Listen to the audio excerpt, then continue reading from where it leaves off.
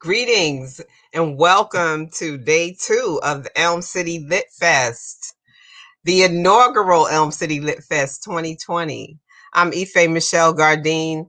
I am the founder, creator of Elm City Lit Fest, and on behalf of my team, Emily Mayo and Charmaine McAllister, I welcome you and thank you for coming today. This morning's talk is going to be Black Lit, the significance of Black literature for everyone, for Black people, white people, and everybody else. This panel will be facilitated today by Ron Kavanaugh of the Literary Freedom Project and Mosaic Literary Magazine. Hey.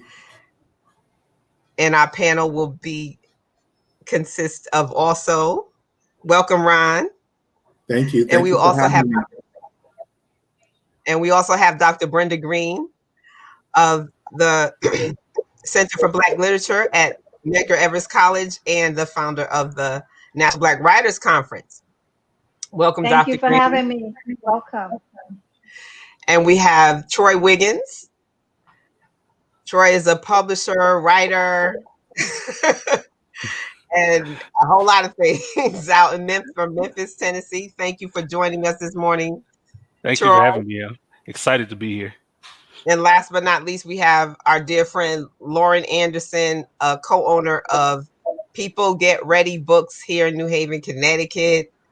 And as you know, People Get Ready is an alternative book space. It's like the book space for the people. And she co-owns that with Dolores Williams. And Dolores couldn't make it today, but we feel you, sister, in spirit. Hey, everyone. Okay, Ron, take it away. You're facilitating. Okay, cool. Thank you so much, FA, for inviting me. I know it's been a beautiful conference so far, so good. Hopefully we're going to start the day off right.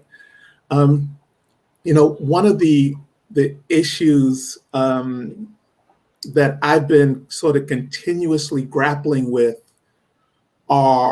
is our role, the role of our organizations, our institutions in this current sort of social justice climate.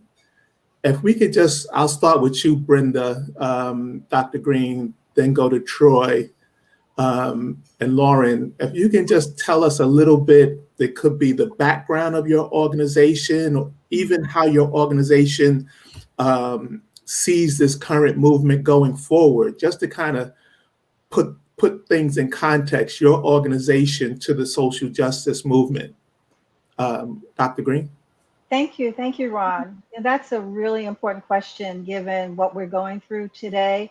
So the Center for Black Literature was founded in 2002. I'm the founder and executive director of the center. And initially our goal was to support the National Black Writers Conference. But we are doing many other things. We have a writers retreat. We have a youth program, Re-envisioning Our Lives Through Literature. We started a book club.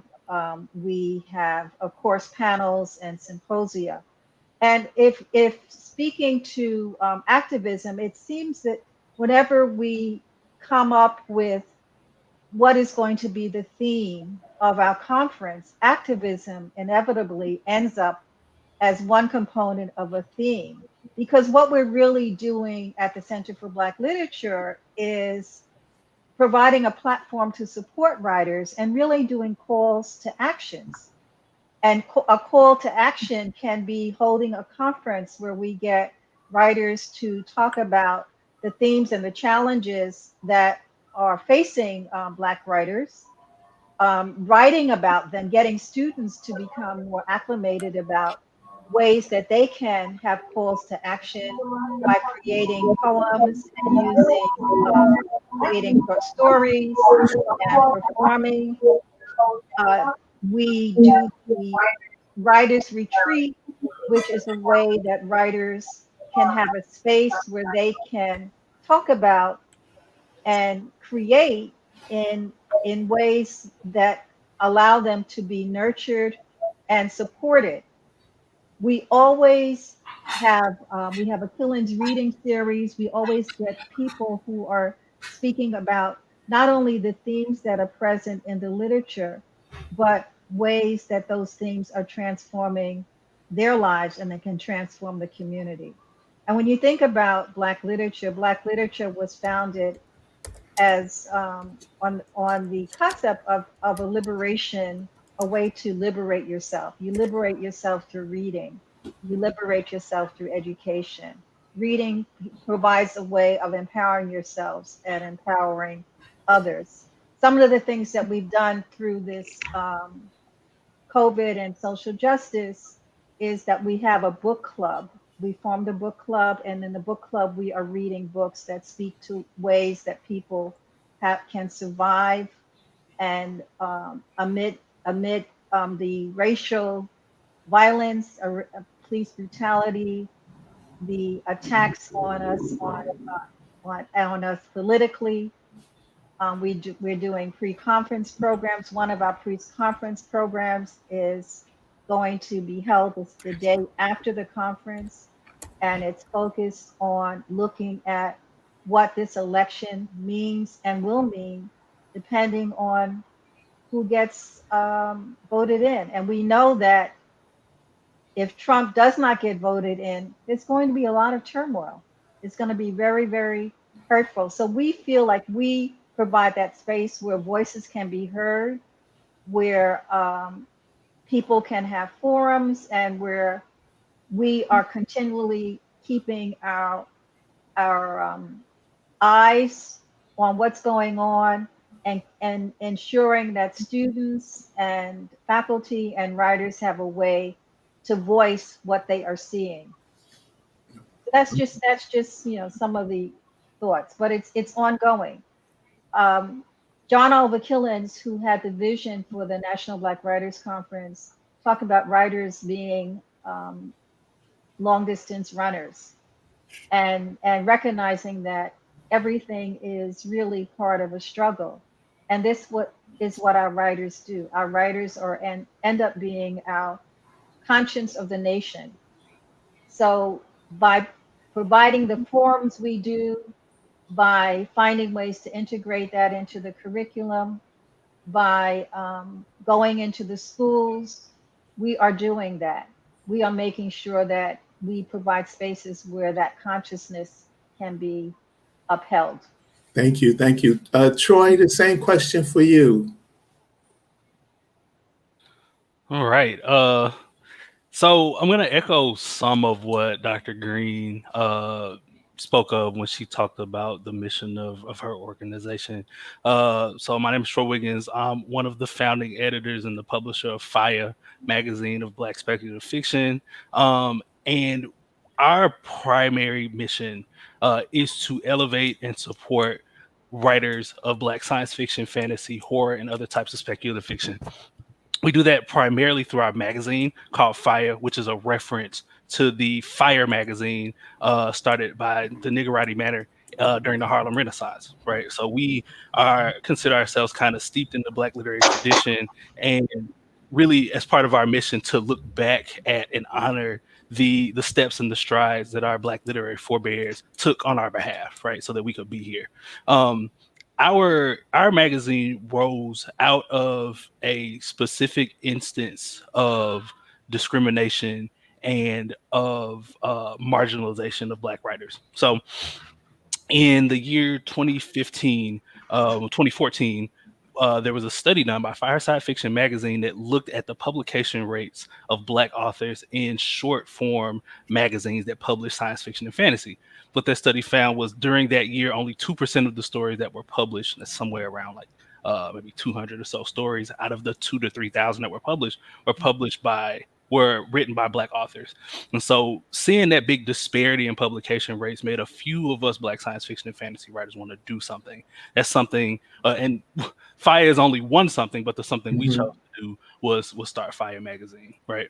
And so our specific, the thing that we do most and best is publish Black writers of science fiction and fantasy. To date, we've published 16 issues. Our 17th issue will be out very soon. And all of our authors are Black. All of our cover artists are Black. Our editors are Black. We've published Black writers of varying levels. We try to really stick to the idea of the original fire, that the breadth of Black literature does the best work of showing how diverse Black people are, and how diverse our ideas are, and how diverse our worlds and realities are. And so we want to show that in our magazine. The magazine is not all we do, though. So we are hosting a convention of our own very soon, next month, FireCon, where we are going to hold space for not just Black writers, but writers of all different groups. So Black, Indigenous, people of color writers are welcome and featured at FireCon, because Black people are not the only people that have been marginalized in the publishing field and literary spaces in general.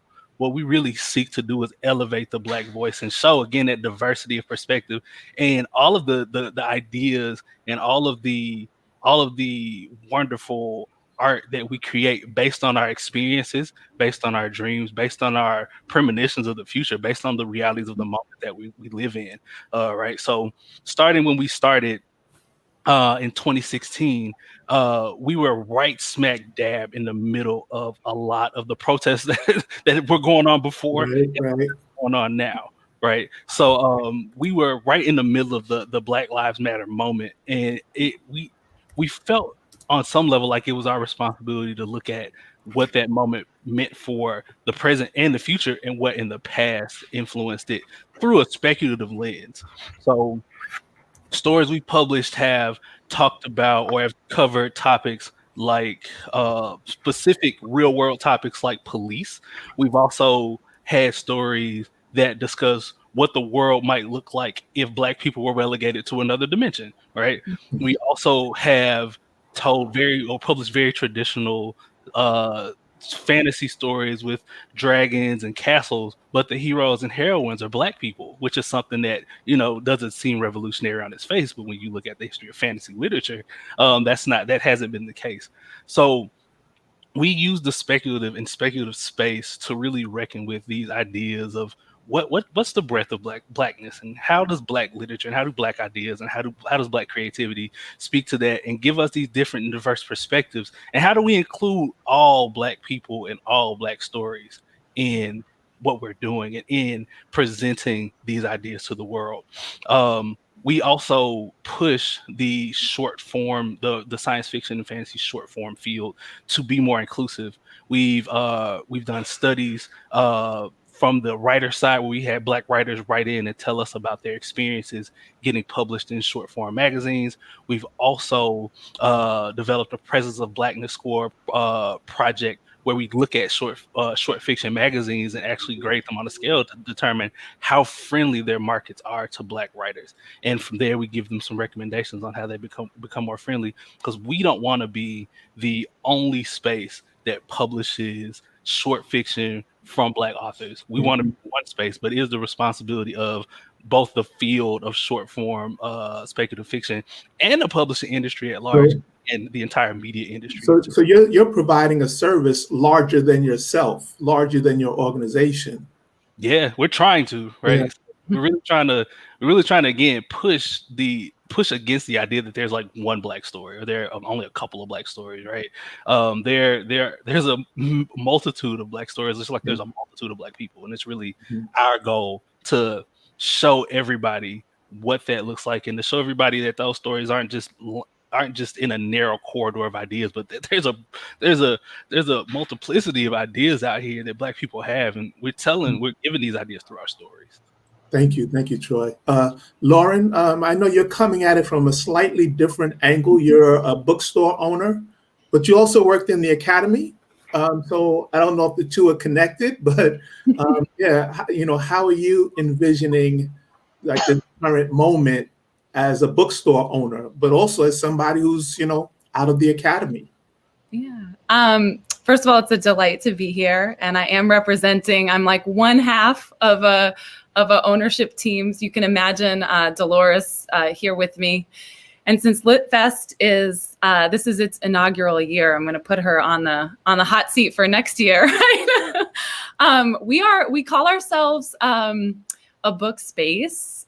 We've only been around for about a year. We say a book space because we imagine ourselves to be sort of a cross between a community reading room and an independent bookstore. And we really want folks in our neighborhood, which is sort of who we see ourselves primarily serving here in New Haven.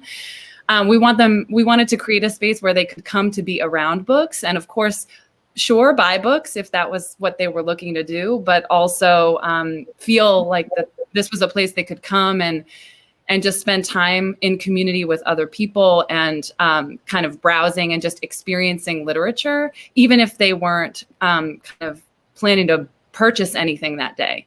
It's been an interesting year, I guess, to be a book space, just with all that's been happening. But I certainly think, our mission is one that fits the times and I think connects to things that Dr. Greene and Troy were really talking about. We are a small space, but we're also really a space that intentionally focuses on Black literature, books by Latinx authors, Indigenous authors, so bilingual books as well, and poetry kind of across cultures. The majority of our collection is Black lit, 60% for children. And that's really one of the connections, Ron, back to my academic career. I was a teacher. I've worked with teachers for years. I've taught classes on sort of critical analysis of children's literature. And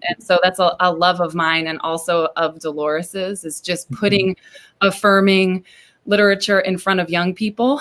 And, I think it's just a really important time, as it's probably always been, I think, to focus on stories and storytelling and to do the work of kind of inverting mainstream and white stream tendencies in publishing, in reviewing. I think about the incredible contributions of Black bookstores. I think about a place like SO1 in Los Angeles. And, one of the things that I remember its owner, James Fugate, saying was that, one of his favorite Toni Morrison books was Home, but it wasn't a book that was favorably reviewed in major publications. And that a lot of that had to do with the fact that reviewers tended to represent, and this connects to, I think, what Troy was saying too about publishing and who gets space and who gets time, not to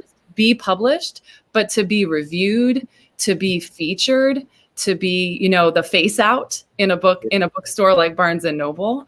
Our space is really meant to be a space where you take that often minoritized section of a mainstream bookstore, and that's all we carry, and it's expanding from there to the point about there isn't just one or two Black stories. There's a multiplicity of stories within every minoritized cultural community. Our space, while small, is trying to really provide those for our local community and also for the broader community. And some of my sort of academic sensibility is maybe in that, in terms of helping people consider what makes a book the right book for a young person or for themselves at a critical moment in their own lives, how to read kind of a multiplicity of perspectives within a given group.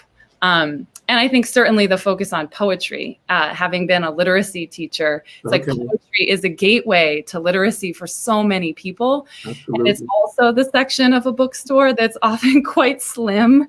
And there's a lot of Emily Dickinson in there, things that aren't necessarily speaking to our young folks. And so we get really excited here at People Get Ready to introduce poets as sort of an essential sort of life force for all of us, but also as an opening point for, as somebody who's worked with adult learners and young children who are learning to read, poetry is so deep, but also there's oftentimes not as much intimidation around engaging with it, just because it says a lot and it offers a lot for you to think about and think deeply about with relatively few words. And so, that's some of, I think, what we're really trying to hold space for here.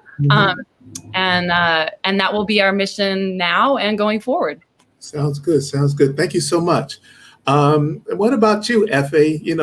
We're all here to kind of have these conversations, but you organize this literary festival. So do you have similar goals with the festival, or, how did you enter this space?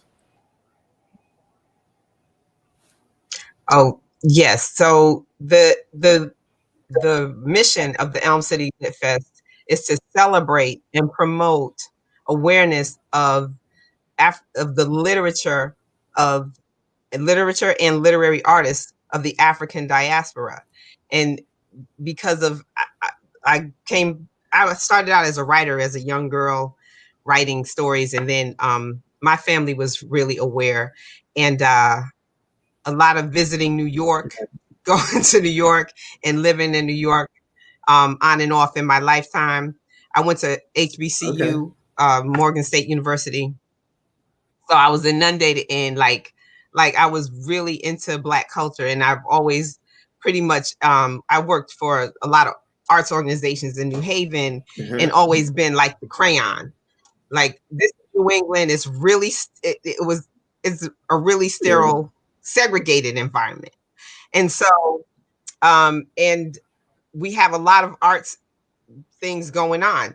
So I was living in New York, and I've been going to the National Black Writers Conference for years, even before I moved to New York. Like, and also I met you at another writers conference in Queens, like, and have been to the Mosaic Literary Conference all the time. So like, I was like, I'm all in it. So I had to move back to New Haven in 2018 to care for my mother, and wanting to create, like, I missed the community of the Black, the cultural community of Brooklyn, of New York altogether. So I was like, you know what, I'm not leaving again. So let me create something here within the arts community that celebrates the literature and literary accomplishments of Black artists. So the Lit Fest came literally when I moved back here in February 2018. I was like, I'm gonna do a Lit Fest. I met Lauren and Dolores, and they were thinking about the bookstore. And actually, when I lived in Brooklyn, I went through a program. I was thinking about opening another bookstore in Bed-Stuy. Wasn't it supposed to be a bookstore wine bar, you and your daughter? Yes. I remember it well. It was my plan, but other plans had happened. I had to get back here, take care of my mom, and then I was like, I got to create that here. And so here's the Elm City Lit Fest, and I purposely, I'm real adamant about the representation of the African diaspora, only literature of the African diaspora. And because it was a really key part of my growth and my knowledge, and not a lot of us, Black or white, have enough, especially in places like Connecticut. And I'm finding I found through organizing this festival that, I'm connecting some dots here, because we have several organizations throughout the state that are of Black people starting cultural things that are like, really need to be out there. Yeah. All right. Thank you. So I'm going to stay on the bookstore theme just for a little bit longer. I know Dr. Greene from when she was the owner of Nkiru Books, which is a really well-known bookstore, in Brooklyn. Funny, I used to see this quiet dude working in the store. Somebody told me he was a rapper. I was like, no way, that dude's too quiet to be a rapper. That guy, Talib Kweli Greene, is the son of Dr. Greene. And I knew Talib, but I met Dr. Greene once. Talib bought the bookstore. Can you speak, Dr. Greene, to it feels like there's I hesitate to call it a renaissance of bookstores, but we're starting to see more smaller bookstores open up. The Lit Bar in the Bronx recently opened up. Semicolon, there's a new bookstore in Chicago, Semicolon Books, SON, which Lauren mentioned earlier. Can you speak about the experience of Nkiru and its importance to our community? Okay, yeah, so I agree with you. First of all, I never owned the store. Oh, I'm sorry. Yeah, Talib and Mostef Right, at Yasin Bey actually bought the store for Leothi Miller. It right, was her daughter's store, and I ended up taking a sabbatical and managing it for 2 years. Learned a right. lot about bookselling, but then I had to go back, went back, and I'm chair of my department in English. But I think it is a paradox when you look at what's happening with the book selling business. On the other hand, on one hand, you have bookstores that are developing, but they're developing in different ways Yeah, than the kind of store we have with Nkiru. Nkiru was the oldest independent Black bookstore in New York City. After, no, I shouldn't say New York City, in Brooklyn, because of course you had the National Memorial Bookstore and you had the Liberation Bookstore before right, that. But Nkiru was much larger. It was founded by the Leothi Miller, and she was also an educator and wanted to see more Black books in the schools. And it was unique in that it was the place that every major writer stopped by. It was a gathering place. it was And it was the first place that I started to go to regularly to see Black writers read their work or that's right, to do book signings. right. We And had I live books, in the Bronx. right. And this was before the rise of book signings in stores like Barnes Right, and Nobles right. and the larger bookstores. In fact, I think they kind of modeled what we were I doing. think so. And so all of the Black writers, they made sure they wanted to come through Nkiru. Yeah, And so one of the things that I did when I found myself managing it, I said, this is really a center. And I wrote a proposal and restructured it as the Nkiru Community and Cultural Center, because we were not only doing book signings, we had a theater program for young people. We had storytelling. We developed a book club. We used to have the open mics. I They used remember. to call them foundations. That was before they had all of the open, now you have the poetry slams, but Talib and most, they would bring all of the underground hip hop artists and charge like $5, and Yeah, they would be open mics. That was a small way of raising money. So it became a space for supporting poets, writers, for community. You came in, you kind of, you sometimes you stay there for a couple of hours. It was wonderful, but we ended up having to let it go as the neighborhood became more gentrified. The rents went up tremendously, and you began to have stores like Barnes and Nobles yeah. doing the same thing that we were doing. And so we had to come up with another way. One of the things, I'm sure that you know this, Lauren, if you are interested in making money, you do not go into books. You do not go. You have to love what you're doing. All of you who are into books, you have to Yeah. love it. It has to be your passion. You have to do something else.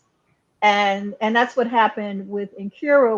When I went back to work, we were funded as a not-for-profit. We got some funding, but it wasn't enough to sustain us where we could pay a director full-time and a and staff to support it. And so ironically, some of the activities that we were doing at Incuru, I incorporated into the Center for Black Literature. Okay. So we began to have book signings, and we Right. have a major youth program. I said young artists, these hip hop artists are so powerful. They're so strong. We need to have this in the schools. Yeah. And so one of the things I did when I went back to Medgar Evers is I wrote a proposal to bring the spoken word course to offer one in the high school. And I ended up developing one in the college, which I'm Okay. currently teaching. All right. A spoken word course.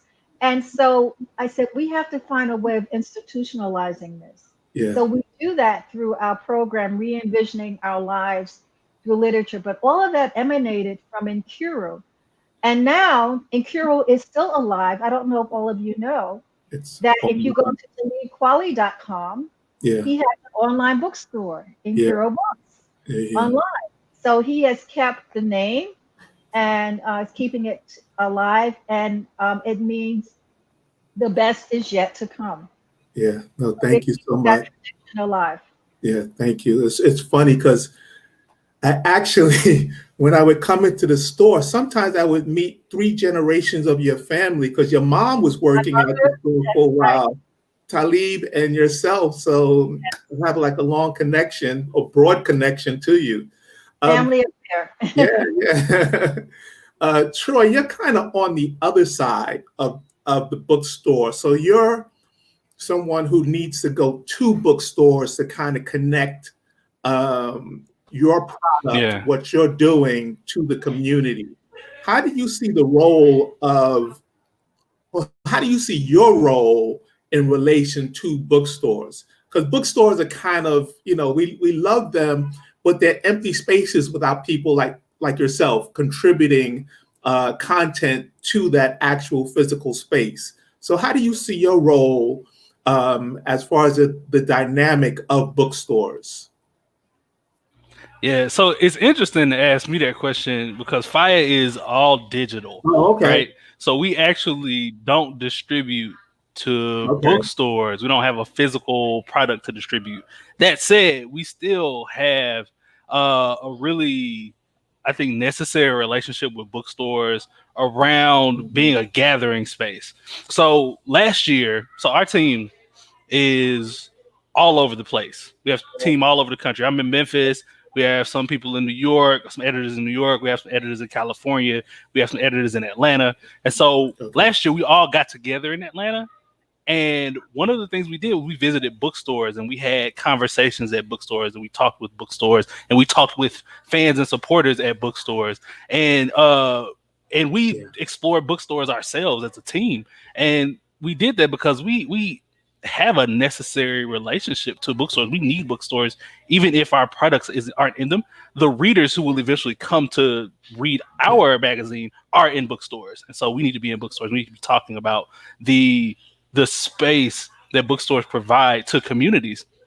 I'll say for myself in Memphis, even though Memphis is a chocolate city, 63% African American population, we don't have a black bookstore, or we don't have a black bookstore that's not focused specifically on selling texts that speak really specifically about Africa and the African diaspora. Right? We don't have a black bookstore anymore where you can go and pick up, the latest mass market paperbacks from black people. We had one; it was 20 years ago. Oh, wow. So that is something for myself personally, a hole in my heart, because I love bookstores. I think we were mentioning in our kind of pre-show chat, I love bookstores, bookstores and libraries. I will go up for them. I was just reading Zadie Smith's last essay collection. The first chapter in the essay collection is about bookstores and libraries and how in this tumultuous time, like those are constants that people need, right? But I think going back to what Lauren said about bookstores as community spaces, that's really where Fire integrates and has integrated with bookstores before. I myself have done readings at bookstores.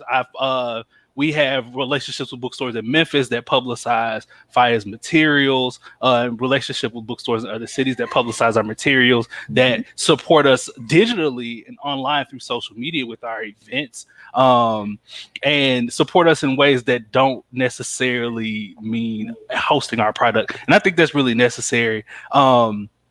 the pandemic is really showing us right now that we definitely need to figure out what our virtual infrastructure looks like across the strata of people, right? Like poor people need internet and need the capability to engage with people with distance, all the way up to all kinds of other institutions, right? And so right now, I think FIRE is really poised to integrate into this new, not new normal, because this isn't normal, but this new landscape that we have where there's a whole lot of potential to engage with each other despite distance in really personal ways. Yeah. Thank you. I'm going to continue with you, Troy. Pre-conversation, we were talking about Octavia Butler having a moment right now. I mean, she's having more than a moment, and it's not her popularity is not about right now in this moment, but her parable books are really kind of, I think one just hit the New York Times bestseller list for the first time. Can you speak to, again, I'm hopefully not putting you on the spot so much, but just speak to the importance of Octavia Butler in this time? Because I love when, I mean, it's kind of sad when people don't get the attention during their lifetime, but it seems like she's getting a recognition that is from the ground up. It is not her publishers pushing it. It is not new book reviews pushing her book.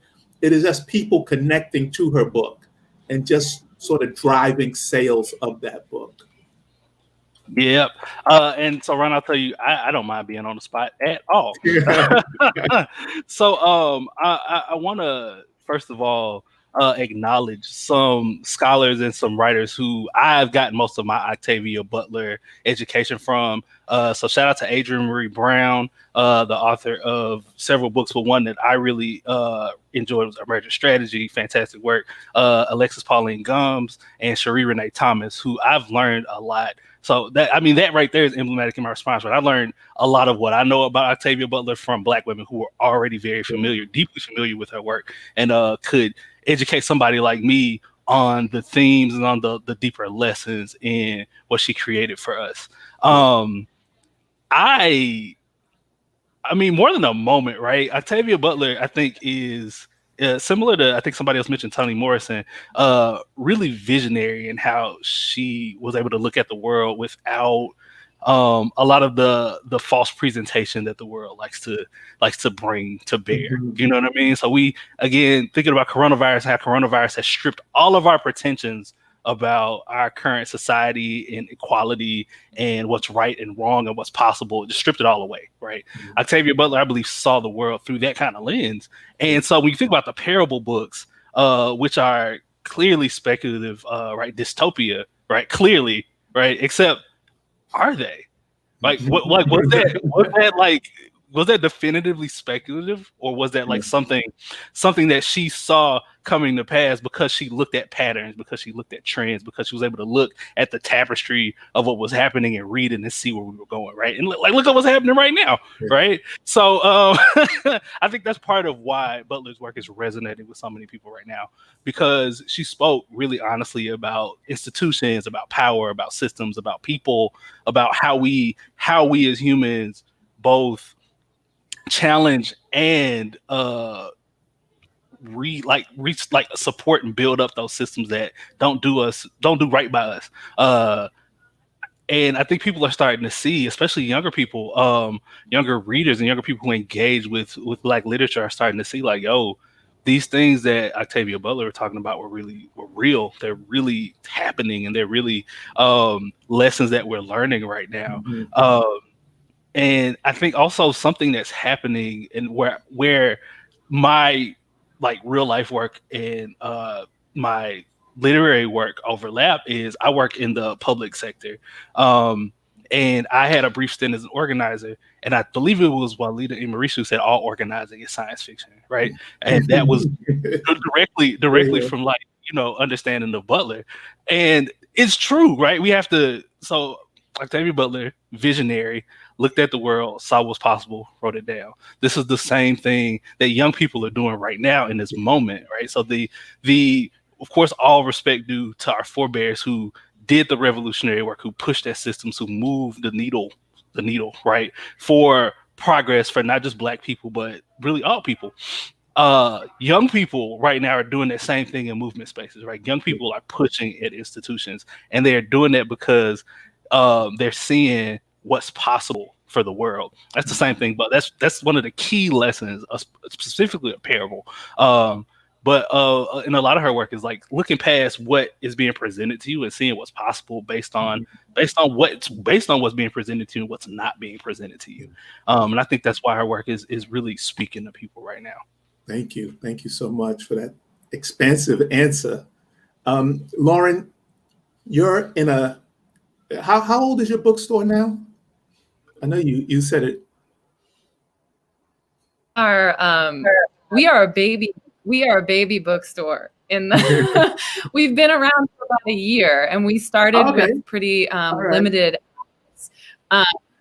And so what a year it's been. So you kind of got started within this social justice movement. And I'm just curious, in case you don't know this, Lauren's a white woman and she owns a Black bookstore. Your partner's Black, I believe. How are you navigating this time and this space, where everything is churning around Black Lives Matter, supporting Black identity, social justice? It can be a complex space for you if you want it to be. It could be really simple. And I just wanted to know, how are you navigating this personally? Because it feels like you're an honest ally. I'm trying to be, and I would say that I'm with a lot of humility. I would hope, and I would hope other people would say that too. It has been a really interesting. I feel like, especially in some ways, the last few months, we were tagged as a Black-owned bookstore. We are a Black co-owned bookstore, tagged as a Black-owned bookstore, and have a lot of people were coming to support. A lot of those folks were white folks frantically trying to buy like a list of the 8 books.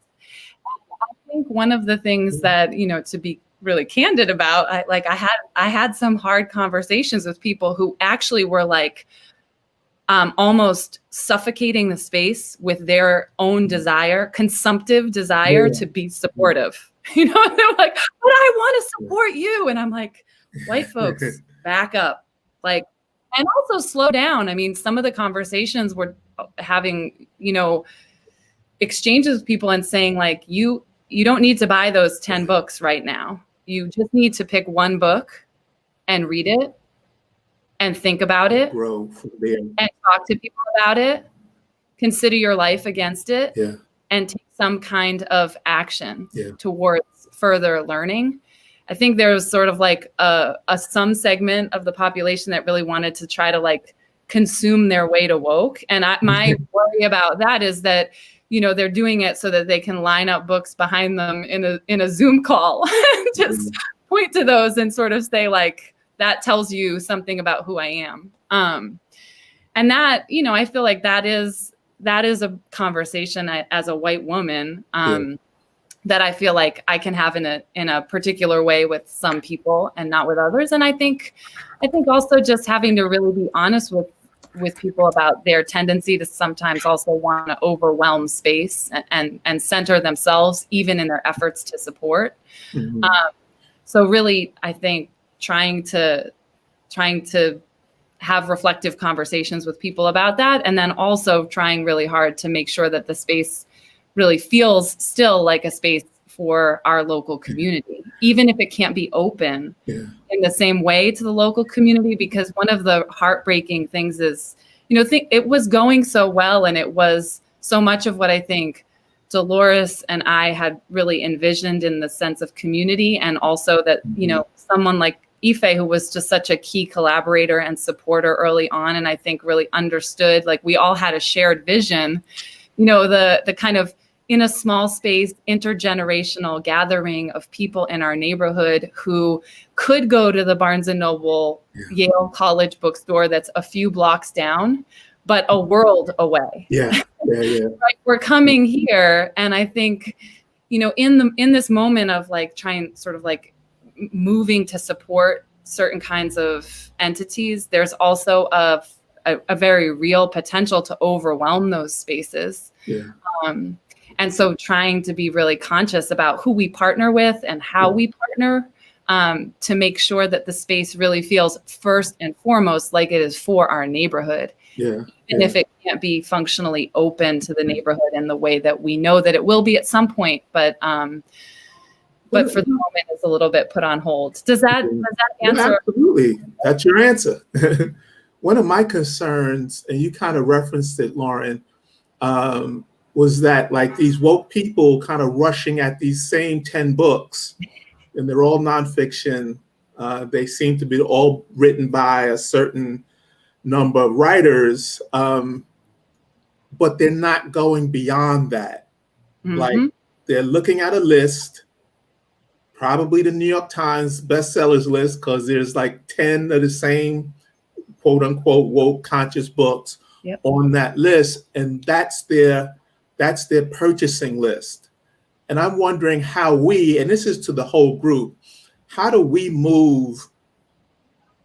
And it's not to say that we are it's incumbent upon us to move people out of their comfort zone. I think that people who have a comfort zone are there for a reason, and they're probably dug in to a certain way of thinking.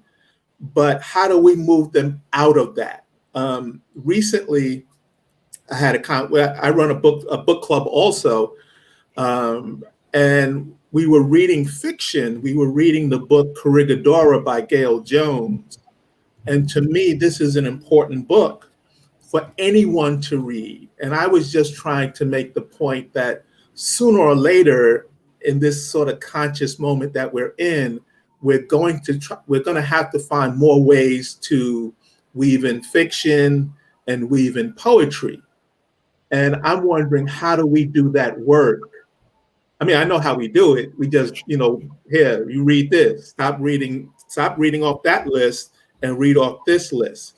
But starting with Troy, if you can just like lend a few words as to how we move people past this sort of black lit comfort zone that we seem to be going through right now. Yes, great question.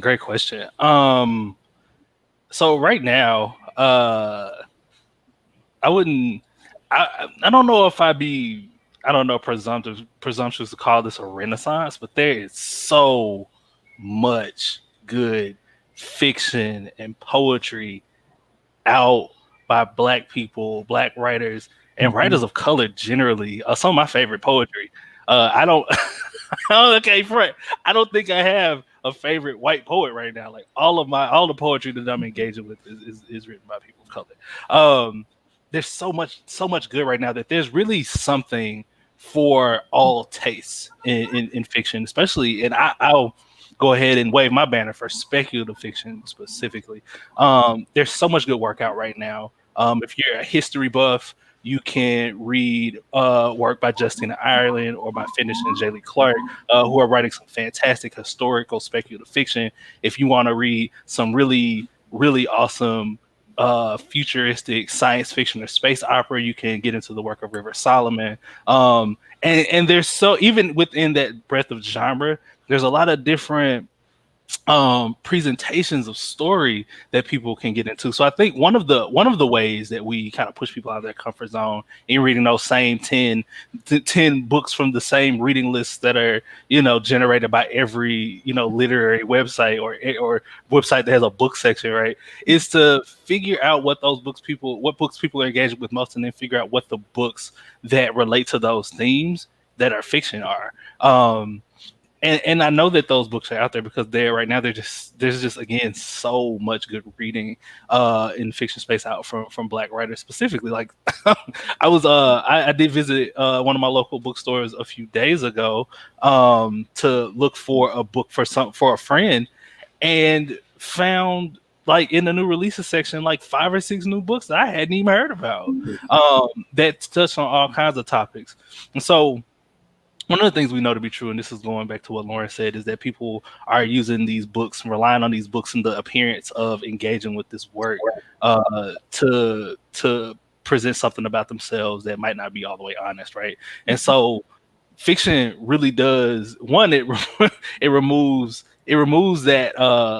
that responsibility to actualize what you're reading in this. By reading a nonfiction book, especially something as thorny and complex as like social justice and equity and anti-racism, that stuff can feel like an academic project. It can feel like homework. And so fiction like removes that weight from doing that intellectual work. It says, hey, situate yourself in this story that we're telling, and instead of figuring out how you apply this to real life, figure out how you apply this to this fictional world, right? This is, again, going back to your Butler question, Ron. This is something that Butler did well in her books. Like the weight and the reality of what she was talking about in these stories was real. It was real. Real. That was real stuff that those characters had to deal with, but it was fictional. And so you could play around with the deeper human stuff in those stories without having to figure out, okay, now I have to go to the grocery store and actually live this stuff out. And I mean, you do have to get to that eventually, but it's a little easier to play around with that in your mind when you're dealing with a fictional world. I think one of the things that we as people who are in these institutions have to do is approach that kind of stewarding people toward fiction and toward this work with real love and with real compassion in our hearts. I see a lot of people use books also as like kind of scorecards for their intellectual capacity, and that's not how you get people to transformative change for themselves. Hey man, hey sis, I love you. I see you doing this. That's great. Check this out. This book here really, I see you digging that book. This book here talks about some of the same stuff, and I think you might actually enjoy it. It almost feels like we're stuck in a moment, and I mean, it's. I'd rather have this moment than no moment, but where Ta-Nehisi Coates, there are a few other Ibrahim Kendi. There are a few writers like that it seems like everything is revolving around them. And they should be in the conversation. Don't get me wrong. I'm not like, no, yes. But I think we just need to find a broader way to sort of encompass Black literature, as a genre that includes, fiction, nonfiction, poetry, essays, all the YA. There's some fabulous YA books coming out now, that even adults, what Jason Reynolds is doing is probably as important as what any writer is doing right now, regardless of race. I feel like Jason Reynolds is probably the most important.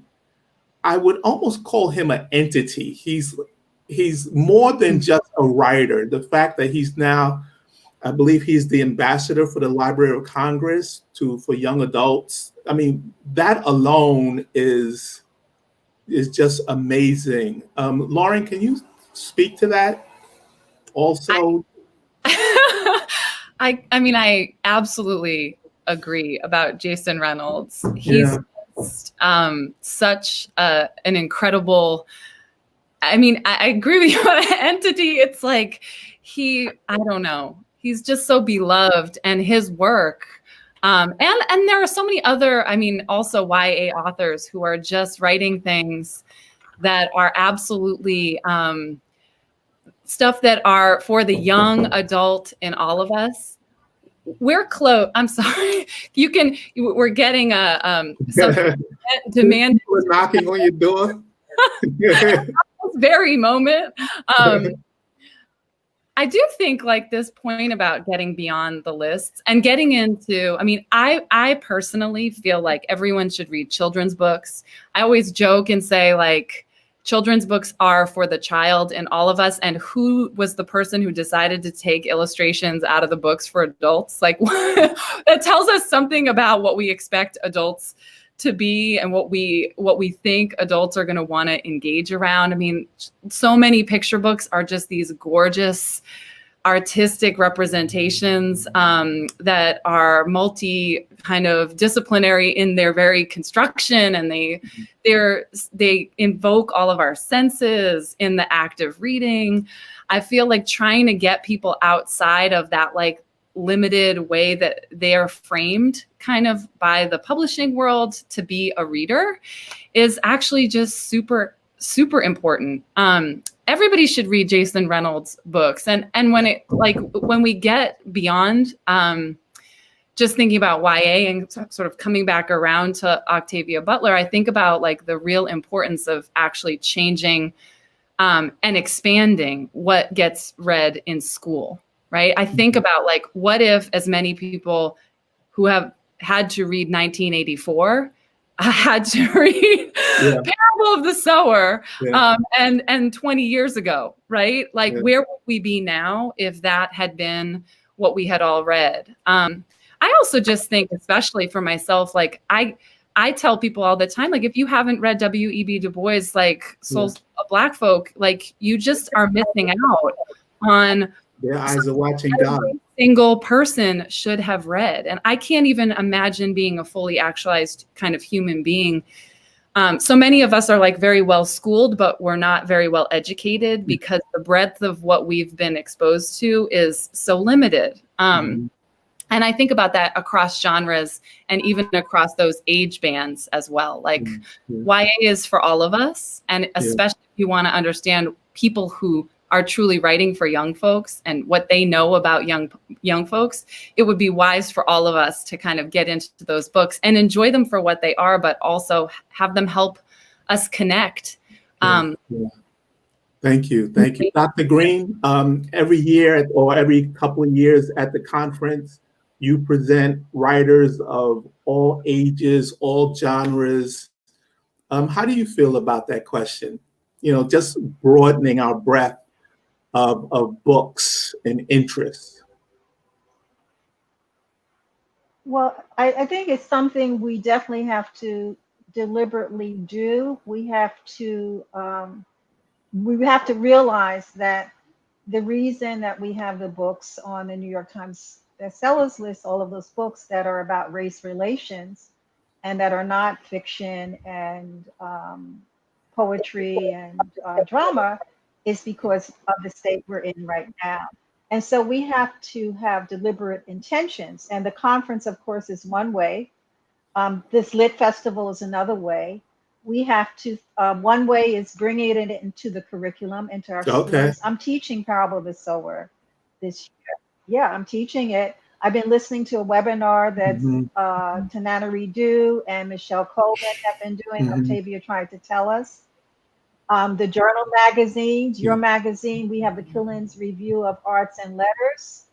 I think we also have to come up with ways of networking and supporting each other more. So this, ideally, I think there should be this big umbrella of all the conferences and all the organizations that take place so that we can always see what's going on. And a great resource, of course, is the African American Literature Book Club. Troy Johnson has done a wonderful job, and there are now 12 books that are long listed for the National Book Award. We had 5 Pulitzers this year and Black books. So we're in a renaissance, but we have to make sure that we sustain that renaissance, which means that through our conferences, through programs like this, through our journals, we have to make sure that people know the complexity of the literature that we have in the Black literary canon. We have to expand the canon and realize that the people who are reading the books on the New York Times, they're being educated about race relations very often, or finding out more deeply. But as Troy mentioned, you really, really can understand a problem when you can look at how authors use characters and use language and use dialogue to put you in touch with the interior lives of people, and to come up with themes like, how do you deal with grief? How do you deal with trauma? How do you deal with how do you your identity? We have books that touch every aspect of the human experience, but nobody will know about them unless we make a deliberate effort to do that. Our book clubs. So how do we create something that people know and the establishment knows to go to, so that when they're thinking about publishing or publicizing books, they have a place to go to. They know that this organization or this place is a way where we can get some experts. Yeah. So maybe we need a consortium or a coalition so that people have a place that we're here. Yeah. And all And of that, us are doing this in yeah. different ways, but it's not coordinated. I think Yeah. that's what we work towards. And as you referenced, Troy Johnson, whose website aalbc.com has been trying to do that for us as this kind of place on the internet where we are aggregating information about bookstores, about book clubs, about new books. I think he has profiles of every author on there. That's right. Really an important resource for the community. One of the things that, as you know, I started in 1998. I started a literary magazine called Mosaic, just to do what we are all doing, is try to support Black literature and Black writers. Particularly, I was really interested in supporting new writers or younger writers. And I know the Killers Review, I started as print. Now I'm somewhere in between. I'm online, but I'm trying to do print still, but print is so expensive. The Killers Review is still in print. Can you speak to the importance of print, or is it important anymore for, people who want to connect to Black writing? I think print is very important, and I think we're going to have a space, or we're going to come to a stage where if we don't ensure that we are printing some of our books, we're not going to have too many online. So we're trying to do a combination. We do not, for example, with the Killings Review, we may put an excerpt from it online, but we also make sure that we print it. So you have to find other ways of you have to find ways of printing, and that's part of our legacy. We're not going to ensure our legacy unless we have some bound books that help us. And we can have in our libraries, in the bookstores, you get people to buy them. I think it's very critical. Troy, how do you feel about? I'm sorry, did I cut you off, Brenda? I didn't know. I thought you said something else. Oh no, I was going to ask Troy. Now Troy is all digital. So now, how do you feel about this space? Whether hard copy is necessary or the digital? I mean, digital by its nature will last and spread everywhere you want it. So, how do you feel about that, Troy? We hope. We hope, right? I mean, there are a lot of gatekeepers out there now that we don't recognize, but they're there. So. Yeah. Also, I mean, just think about one thing that. So first of all, honoring everything Dr. Greene just said, because 100%, I wouldn't be here if not for, again, bookstores and libraries, print books, right? Being able to go and print comic books. Going to the library and being able to read the things that people are writing for me. So yes, very necessary to have print. But like you said, Ron, definitely a lot of logistical and financial challenges to printing, to not only printing but distributing it, storing printed material.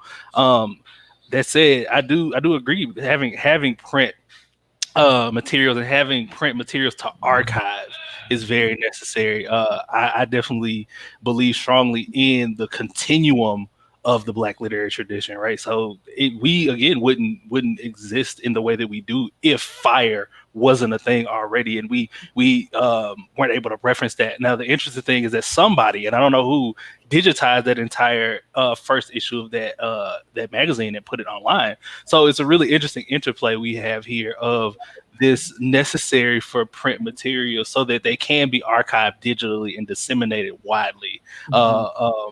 Amongst the, gain that spread that digital archiving can ensure for printed material. So I think there's a good interplay here and a good lesson for having printed materials available for sure for people to access and to live in spaces that everybody in a community can access, but also having materials available digitally for archiving purposes, because, fingers crossed, the internet, it's forever, right? Yeah. It gets better as it lives, but also because you can spread. I mean, we have Fire, and not just Fire, but my own written work has gotten interactions from places I've never been before and I might never go, right? And that's because of the power of digitizing, of digital spread and of digital proliferation. But there's nothing like, being able to, I mean, as you can see behind me, all my books stacked up. There's nothing like having that actual material to sit and touch and look at and ingest and feel and engage with all of your senses. Yeah. Especially with the lushness that Black authors and Black artists put into their work on all levels, right? We need all of that together to do, as Dr. Greene said, to open up the canon and to spread our work across all of the different communities of potential readers that exist for us. Yeah.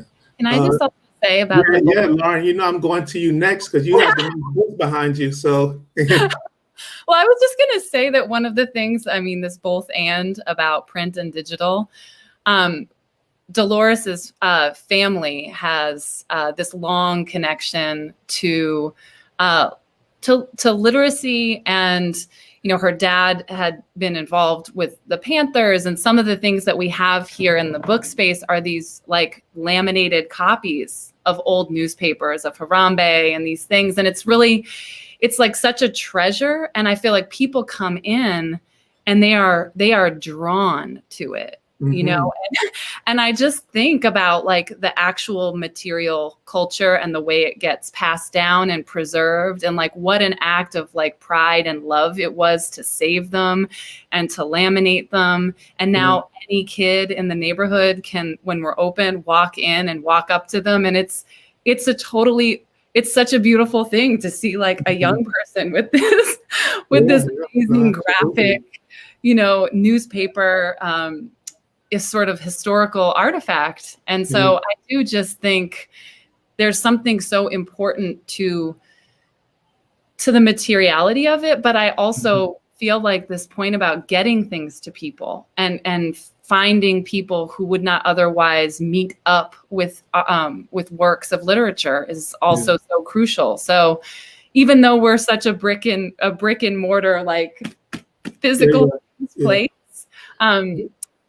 those other parts are crucial. Yeah. Do you have a digital space? We have we have a website, and then.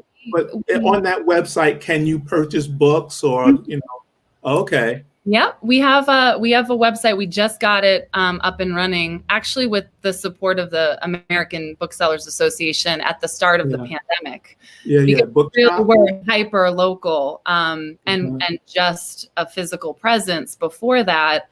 And so that's been really supportive, and people have been really supportive through that. And then, we also have a partnership to like provide audiobooks through this Libro FM. Okay. Okay. And audiobooks really, I think, also touch people who might not feel as connected to the physical book, or also might need the audio in conjunction with the physical book. Yeah. One of my favorite like reading experiences recently was hearing Zadie Smith read her book of essays. There's something about hearing an author read their own writing that's amazing. And you get that when you have an audiobook in a way that that you can't get from even just a reading where somebody does a little bit, but you get the whole of it. It's really special. Yeah, last year I listened to Toni Morrison read right after Toni Morrison's death. I listened to her read Sula, and it was deep hearing Sula in her voice.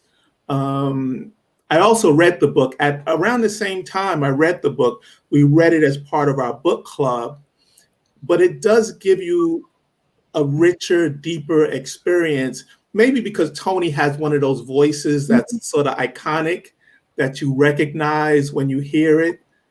And she brought a level of passion to the reading, which I've always found audiobooks kind of hit and miss. Some are really good, some are not so great. So the fact that you mentioned the Libris FM is really interesting, because I do feel like more and more people are gravitating towards audiobooks. Sometimes people ask me, and I say, I don't care what you read on, just read. It could be a Kindle or whatever e-device you have. They could be audiobooks or the book. Don't let the consumption of that be your barrier to, gaining that information and that knowledge. Whichever way you're comfortable, go in that direction. Audiobooks can be a little more pricey than regular books, but that said, read, consume, however you need to get it done, please continue that way. A couple of things, Brenda, Dr. Greene, and myself, we're part of book clubs. So I formed a book club a couple of years ago called One Book, One Bronx, as a way to really connect with my community and sort of build a bigger community from this kind of small starting place.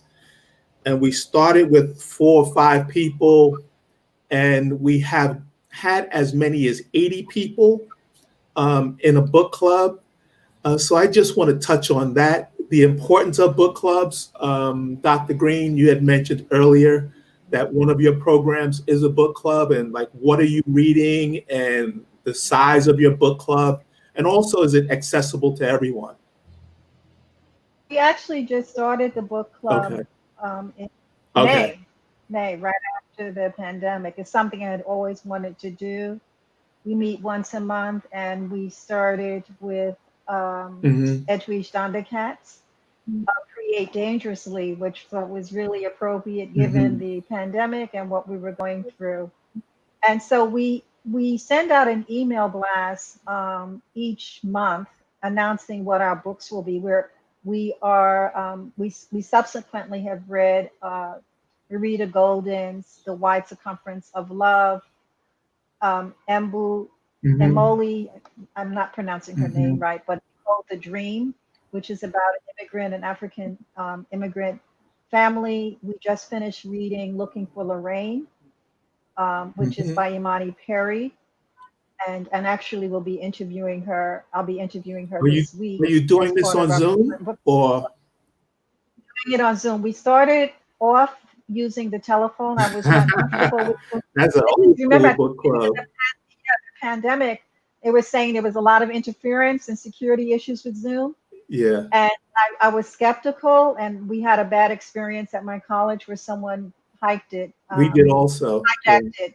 So, but then, we did a Zoom, and, it's nothing like doing it on Zoom. Yeah. So we have as many as close to 100 people in the book club, but we never have more than like 20 people show up to discuss the book. So it's been 4 months, and people enjoy it. There have been times when we've been able to have authors join. Yeah. Dondercat, we did The Fire This Time, book of essays. And next we'll be reading Kamala Harris's autobiography, which we thought would be interesting to read just before the election. And Britt's The Vanishing Half we're going to be reading, and the book Paul Marshall, Praise Song for the Widow. We are doing our symposium next year because for our conference, we do a big conference over 4 days in the even years. We had to reschedule it. It's coming up this in November, the November 11th through the 14th. But we'll do a one-day symposium on a particular writer. And we lost Paul Marshall last year, around the same time that we lost Toni Morrison. And she has not, there's so many people who don't know about her. You know, this is what I mean about expanding the canon. We have to continue to feature these writers and profile them, because most of my students have never heard of Paul Marshall. They have never heard of so many good writers in the Black arts movement. I went to a reading once. It was in somebody's salon in Harlem, and I was the only person who came to hear Paul Marshall speak, to read. Oh, I think I heard about that. And I was so shocked. I mean, it probably wasn't marketed the way it should have been, you know, but I was just sort of like taken back. They don't know her. As I said, they don't know the writers. You know, I'm working now this year with freshman students, and they don't know writers from, we just read Ralph Ellison's The First Chapter. Everyone does The First Chapter of the Battle Royal. And Richard writes The Man Who Was Almost a Man. They had never heard of them. They never heard of Langston Hughes. Gwendolyn Brooks. I mean, there's so much that we have to do. And this is to me reflective of what's going on in our schools and why we really have to expand the canon. You know, it's been that one drop rule where, you know, for Black History Month, you do, okay, we'll read this, and then Hispanic, you read this. And we have to find a way of integrating that into the curriculum in our public schools, our middle schools, our high schools, and in the college. Because it is a real shame. I mean, what your bookstore is doing is what Incuro did.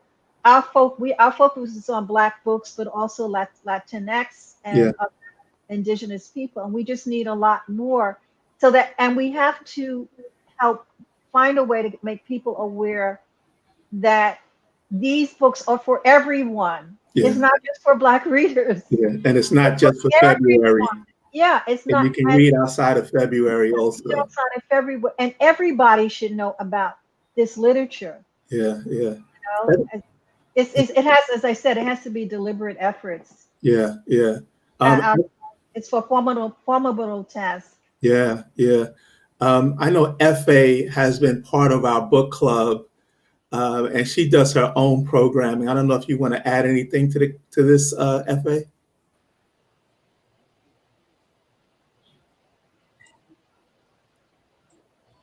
Yes, I've enjoyed being a part of Ron's book club, and phone in to your book club as well, Dr. Greene.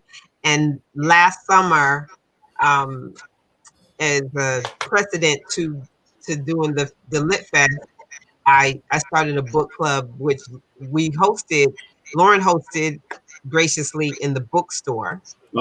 And it was just it was a great way to build up community, like you said, and also bring awareness, because we had a few the book club was also hosted by my management team, my neighborhood management team, which is integrated.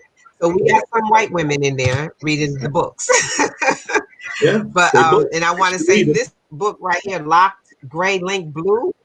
Oh my gosh! Hey, never heard of it. When you had the author on, and Dr. Greene, I was on the call when Edwidge Gendercat was on for your book club, and that added so much more to it, and everybody was anxious to like speak to the writer, and writers really appreciate that.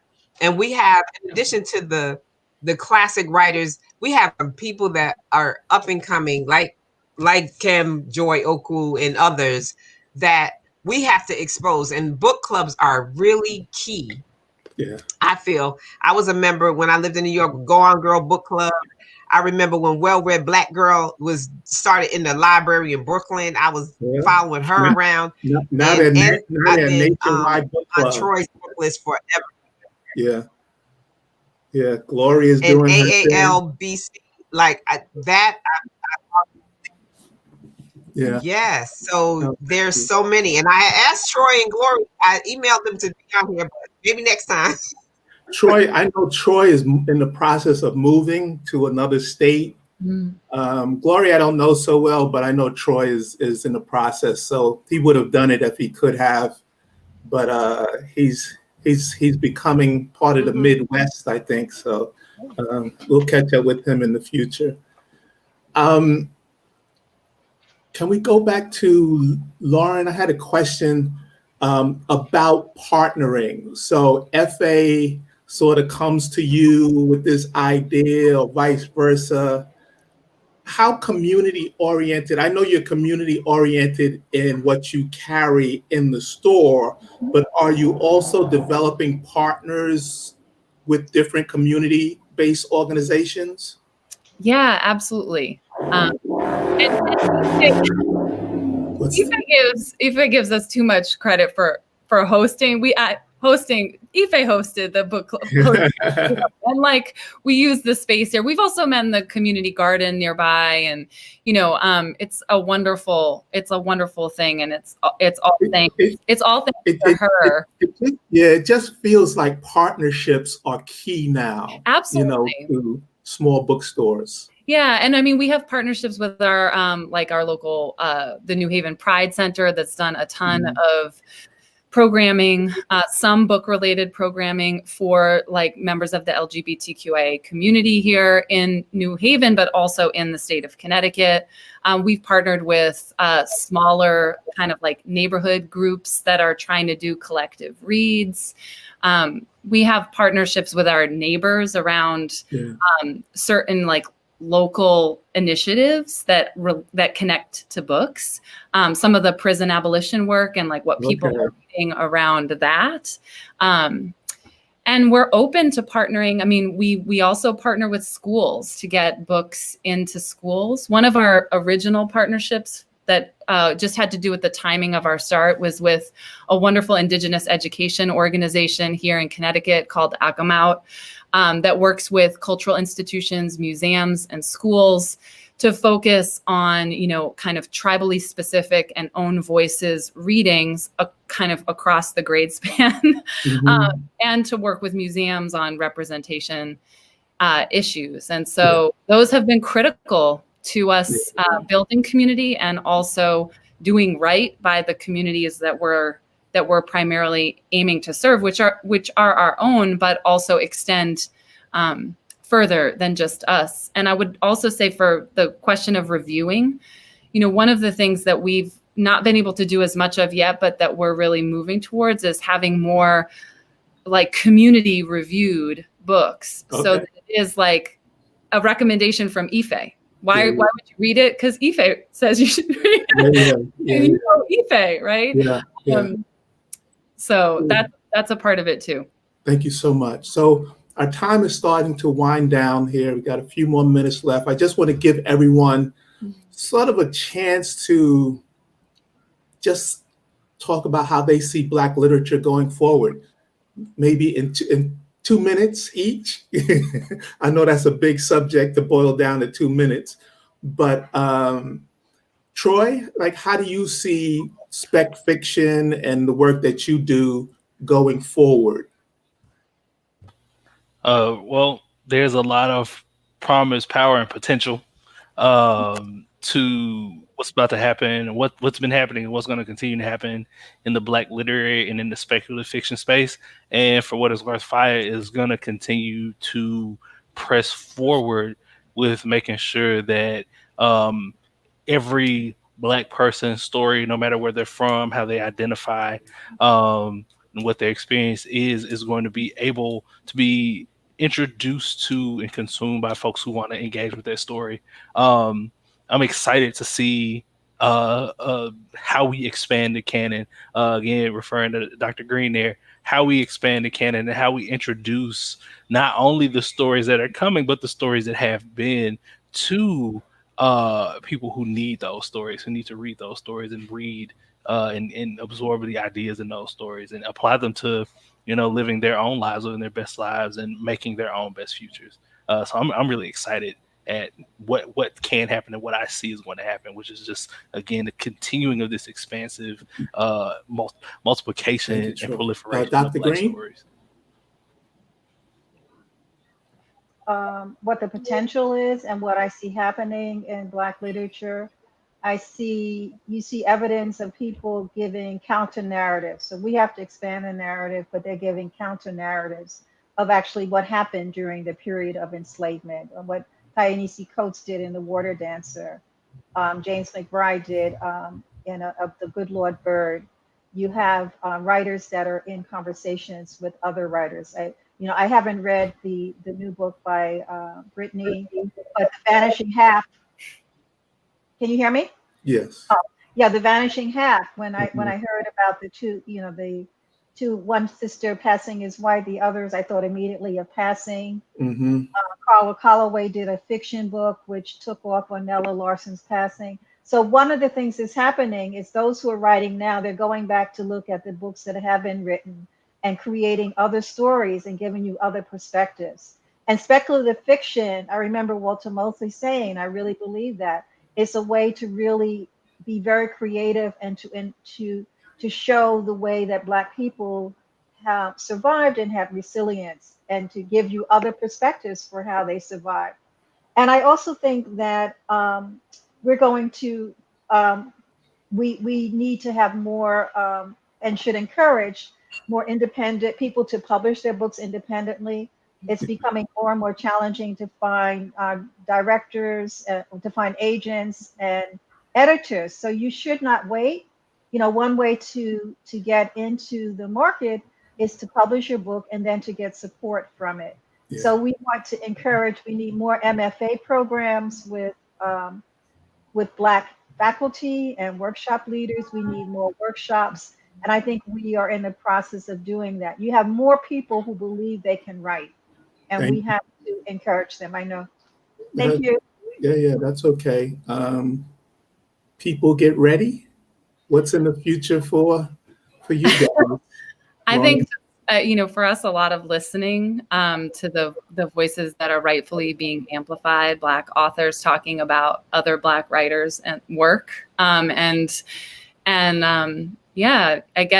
also would want to pass the mic a little bit to Ife as a community member and this kind of creator of LitFest around this question. I think supporting local Black writers in our community is really important to us, featuring their work and partnering with other people who really want to help to do that, help to promote them, help to support them, and help to build community that will nourish them going forward. That's really what we hope to be a part of. And last but Efe, since Lauren threw the ball to you, how do you see the festival going forward? I keep forgetting I'm mute. I see, just from the response from the past 2 days, we had a panel yesterday on Black comics and graphic novels that had Jerry Craft, Alex Simmons, Micheline Hess, and that was facilitated by Dr. Bill Foster, and also Dr. Gagnon from Western Connecticut State University. And there was so much that people learned from that. And I looked overnight, it had so many other views. So there's so many levels to the literature and what we have to offer, what African American people and African diaspora has to offer, that I see it growing. And I'm excited for the future of it. And like, I just came off of what you and Dr. Greene have been doing, and what I was enjoying, and I wanted to create that from my base here in Connecticut. So we are connecting dots all over the globe. Yeah, thank you for this. Thank you to the Elm City Lit Fest for inviting me to participate and host this conversation. I always learn. Sometimes I know people, like I know Efe and I know Dr. Greene, but you still learn so much from when you host these conversations. So thank you. And thank you to Lauren and Troy also for joining us. This lovely, I don't know what it's like where you guys at, but in New York City, it's like almost midsummer when it should be kind of fall, but that's the world we live in now. So I just want to thank everyone who tuned in. If you're watching now, I think we got a minute left. So I just want to say I'm so grateful to you all for adding to the inaugural Elm City Lit Fest. You helped Thank make us you. more lit. and we will share these videos are on Facebook Live forever on everyone's page, and also on Baobab Tree Studios YouTube page. So if you go to Baobab Tree Studios on YouTube, you can copy and share the video from there as well. Because we want to reach as many people as possible, and sometimes you don't reach the people at the same time, but afterwards, and that's the advantage of having a digital, a visual, whatever. You know what I'm saying? Yeah, we know what you mean. A virtual video. Virtual video. Thank you. Right. No, thank you. Thank you so much. Talk to you soon, everyone. Thank you.